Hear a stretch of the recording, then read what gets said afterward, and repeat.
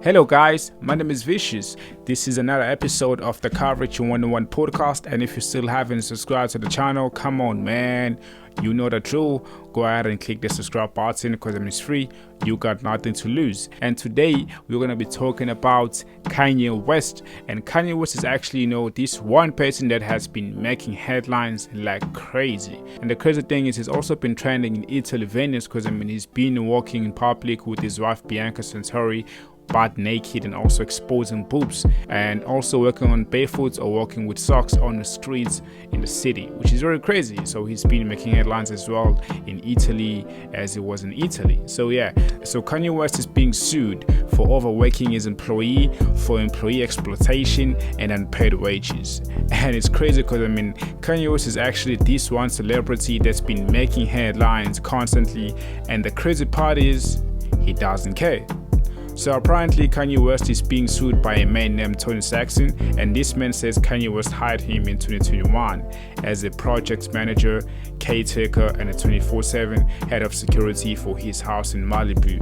And also according to TMZ, Tony told TMZ that he was working 16 hours days and sleeping on the floor while working on Kanye West's house. And it's also crazy because it's been said that Kanye West used to come now and then to the house, and he actually noticed that the guy was sleeping on the floor and also overworking himself, but he just didn't care, which is very, very crazy because Kanye West, he is very, very rich to actually have his employee sleep on the floor, which is very twisted, So despite the fact that the guy was complaining and raising his concerns to Ye, but he only paid him for 1 week work and demanded the guy to do more work after that, which is very dangerous and will fire in the house. And that is according to the guy, and actually telling TMZ that Kanye was actually made him do something that was initially going to make the house go on fire, and he was going to be blamed for it, which is very crazy because Ye didn't care. Because Ye's like that, Ye don't care.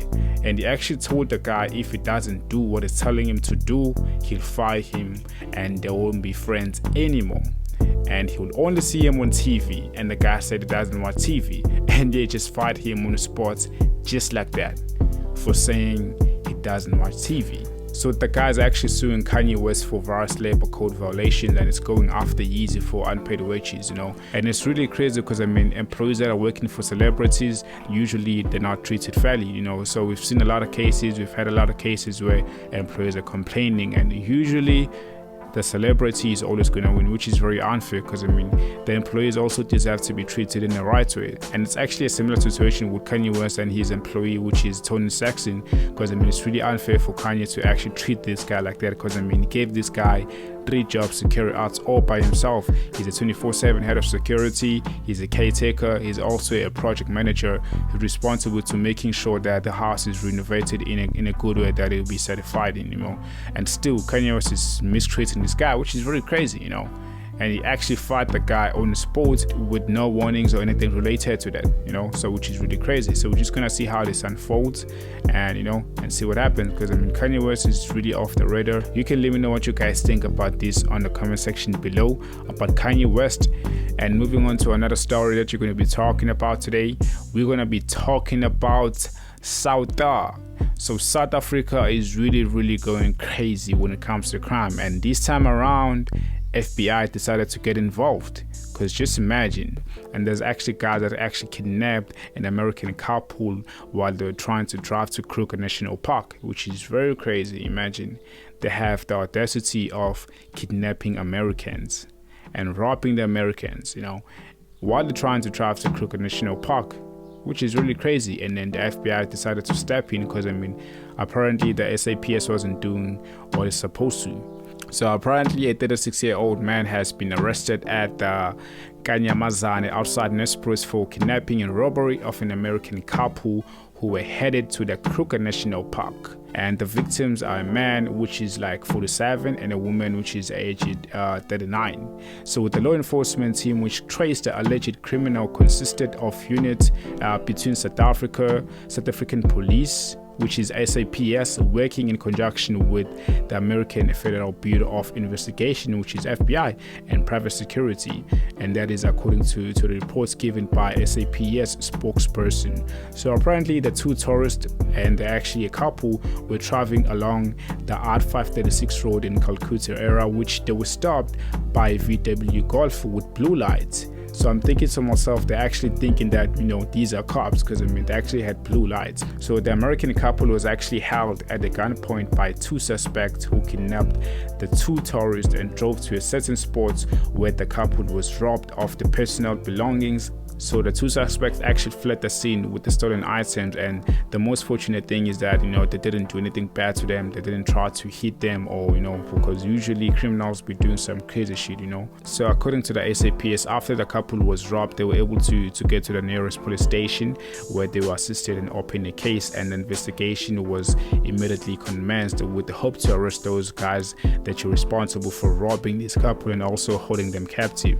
So it was during the course of the investigation when valuable information was actually given by the FBI. So just imagine the FBI is actually operating in the States, but they're being able to trace suspects in South Africa, which is very crazy. So which means the SAPS is not really doing what it's supposed to. And I'm sure that the FBI is actually, disappointed in the SAPS, but hey, I guess it is what it is. Because it would be better if the FBI was actually, operating in South Africa on South African soil. There won't be a lot of crimes, because we're seeing crimes every day. People are dying every day. Crazy crimes. It's like all sort of crimes that you can think of in South Africa, and it's actually rising day by day, so which is really crazy. So apparently after the FBI provided the SAPS with available information, which is the location of the suspect, so an operation was actually planned and executed where the information provided by the FBI was investigated, and the law enforcement team was led to a house in Kanyamazana. Upon arrival at the premises, the team found a man which is actually a guy that was arrested, that 36-year-old man I was talking about that was arrested, and they were able to also recover the stolen items, which is an iPhone, a laptop, 2 iPads, an Apple Smart wristwatch, 2 sets of binoculars, and a 16-channel signal jammer. And I'm thinking to myself that they actually use the same signal jammer to rob cars and also to do hijackings, which is very crazy, because it actually tells that these people have been committing crimes, and there's actually a lot of crimes that are actually tied to. So we're just gonna see how this plays out. And I actually believe that having the FBI on South African soil would actually have a tremendous change when it comes to crime. So Ramaphosa still has to think about that, because it's really important to have an extra law enforcement, or to have an extra help when it comes to crime, because it's really taking its peak. It's really going crazy. So we're having a lot of crises as a country, and crime is actually one of those biggest crises we're facing. So you can also let me know what you guys think about about this whole thing, having the FBI working with the SAPS, because there will be a large difference. So you can let me know what you guys think about this, and you can let me know in the comment section below. And that is all for today's episode. I do appreciate you for watching until the end. It means a lot to me. And if you still haven't subscribed to the channel, go ahead and click the subscribe button, which is a free button. My name is Vicious. This is the Coverage 101 podcast. Peace out.